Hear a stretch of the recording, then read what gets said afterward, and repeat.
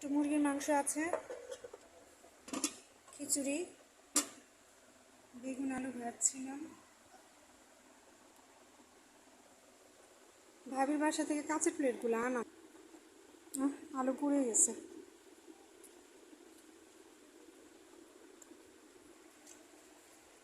কেমন হয়েছে খিচুড়ি? জি, খিচুড়িটা অনেক ভালো হয়েছে, ঝরঝরা হয়েছে। বাংলা ভাষা বলো। খেতে ভালো লাগছে, আমি বাংলা ভাষায় বলছি। ঠিক আছে, আজকের খিচুড়িটা একটু অসাধারণ, মাইন্ড ব্লোয়িং।